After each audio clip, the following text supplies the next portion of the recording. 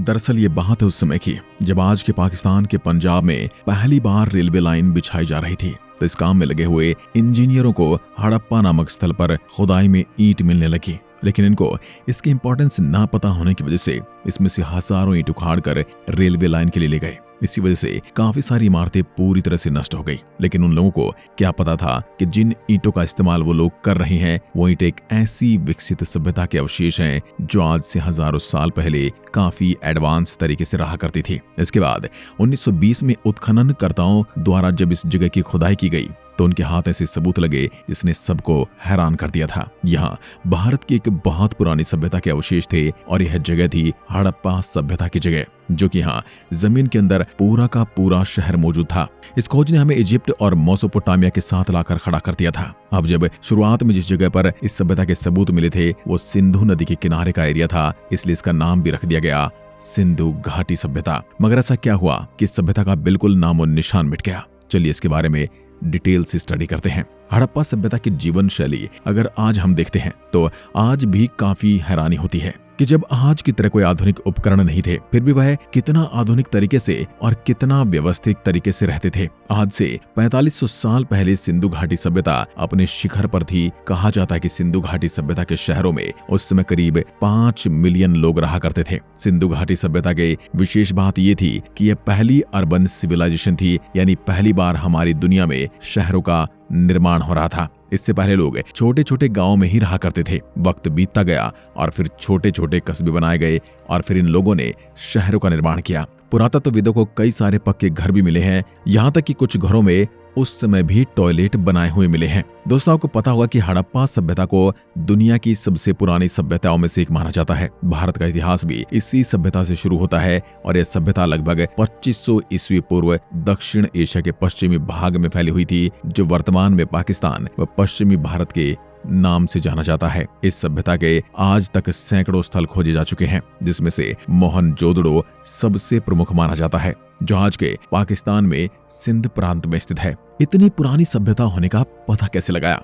दोस्तों, सबसे बड़ी समस्या तब खोजकर्ताओं के सामने ये थी कि अब उनको ये नहीं पता चल रहा था कि सिंधु घाटी सभ्यता कितनी पुरानी है और क्या यह सबसे पुरानी सभ्यता है। तब उनको इसका उपाय ढूंढने और इससे मिलने वाले अवशेषों को कार्बन डेटिंग पद्धति से देखा तो उनको पता चला यह सभ्यता आज से 4700 साल पुरानी है और पूरे विश्व की सबसे पुरानी सभ्यता है। इसके बाद 1921 में इस सभ्यता के एक बेहद बड़े शहर को खोज निकाला गया जिसका नाम मोहनजोदड़ो था। ये शहर 500 एकड़ की जमीन में फैला हुआ था। उत्खनन से प्राप्त अनेक अवशेषों से इस बात का पता साफ तौर पर चलता है कि हड़प्पा सभ्यता नगरों का निर्माण बहुत ही व्यवस्थित ढंग से किया गया था। इन नगरों की सड़कें बहुत ही चौड़ी और एकदम सीधी हुआ करती थी। ये सड़कें एक दूसरे को समकोण पर काटती थी। सड़कों के पास में कचरा डालने के लिए मिट्टी से बने डस्टबिन के डिब्बे भी रखे जाते थे। मोहनजोदड़ो के लोग बहुत ही अलग तरीके से रहा करते थे। मोहनजोदड़ो शहर में कुछ ऐसे घर भी मिले हैं जिनमें कमरों की संख्या 25 से 30 के आसपास थी। इन मकानों को नींव डालकर बनाया गया था। मकानों की नींव भरने के लिए टूटी फूटी ईंटों का इस्तेमाल किया गया था।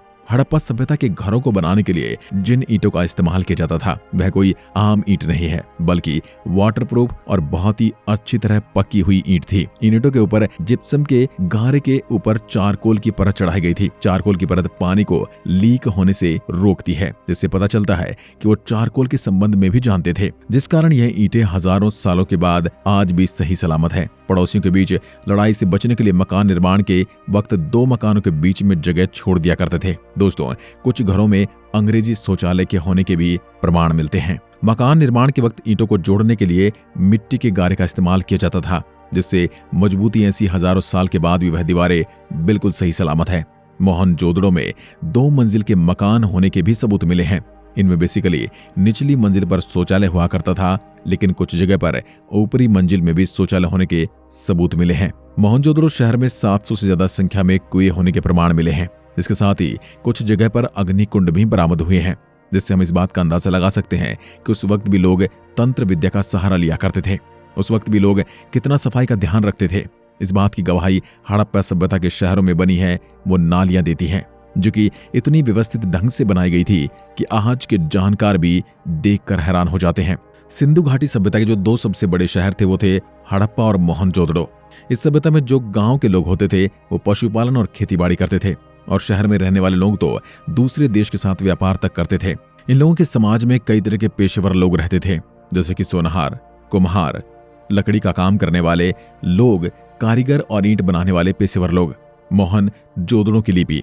मोहन जोदड़ों से कुछ ऐसी चीजें बरामद हुई हैं जिन पर एक अलग ही लिपि का इस्तेमाल किया गया है। उस भाषा को आज तक वैज्ञानिक नहीं समझ पाए हैं। सिंधु सभ्यता की लिपि को दाएं से बाएं की ओर लिखा गया था।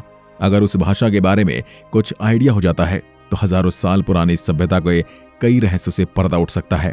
हड़प्पा सभ्यता में कहीं भी मंदिर होने के प्रमाण नहीं मिले, लेकिन खुदाई में कई सारी मूर्तियां बरामद हुई हैं, जिनसे हम इस बात का तो अंदाजा लगा सकते हैं कि इस सभ्यता के लोग मूर्ति पूजा पर विश्वास करते थे। सिंधु घाटी सभ्यता में खुदाई के दौरान औरतों की मूर्तियां भारी मात्रा में मिली हैं।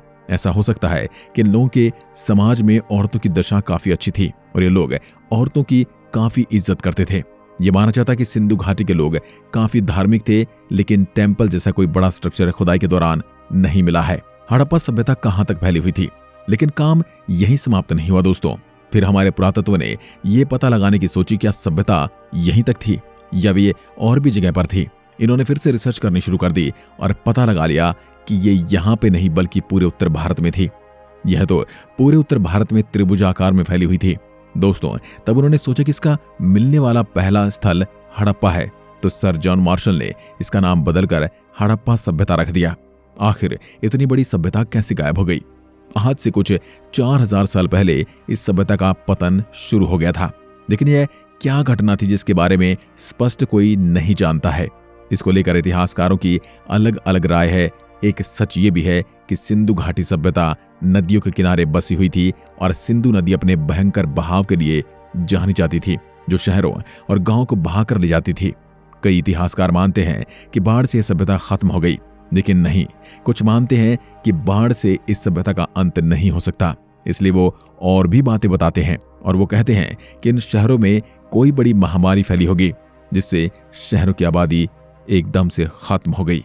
यह भी माना जाता है कि शायद यहाँ पर जलवायु परिवर्तन हुई हो, जमीन सूखती गई हो और खेतों में रेगिस्तान छा गया हो। जलवायु परिवर्तन की वजह से हजारों लोगों को उन शहरों को छोड़कर दूसरी जगह की ओर पलायन करना पड़ा था। आज के दौर में भी हम देखते हैं कि कैसे अगर एक जगह जलवायु का परिवर्तन होता है तो लोग एक जगह से दूसरी जगह आ जाते हैं। कुछ मानते हैं कि यहाँ पर विदेशी लोगों का हमला हुआ था, लेकिन ज्यादातर इतिहासकार इस बात से इनकार करते हैं क्योंकि खुदाई के दौरान हथियार वगैरह कुछ ज्यादा नहीं मिले। इतिहासकार मानते हैं कि सभ्यता अपने अंतिम दौर में बड़ी खुशहाल थी, तो फिर ऐसे में सभ्यता आखिर खत्म कैसे हो गई? कुछ का यह भी दावा है कि सभ्यता के अंत का कारण कोई एक नहीं, पहले सिंधु नदी में बाढ़ आई होगी, जिसके बाद बड़ी तादाद में लोग मर गए। खाने पीने के सामान की भारी कमी हो गई, लाशों के सड़ने से कोई भारी महामारी फैल गई जिससे और भी लोग मरने लगे होंगे, और जो लोग बच गए होंगे वे अपने घरों को छोड़कर वहां से कहीं दूर चले गए होंगे और इसलिए विशाल सभ्यता का हमेशा के लिए अंत हो गया होगा। परंतु कुछ लोगों का यह मानना है कि कृषि और पशुपालन करना यहाँ के लोगों का मुख्य पेशा था। यहाँ पे बहुत सी फसलें उगाई जाती थी दोस्तों, यह पूरी तरह से कृषि पर निर्भर हुआ करते थे। सबसे ज्यादा उनके पतन के कारण यही माना जाता है कि यहाँ पे बाढ़ आ जाने के कारण इस सभ्यता का पूरी तरह से अंत हो गया, क्योंकि 1750 में बाढ़ आ जाने के कारण इंपोर्ट बंद हो गया था।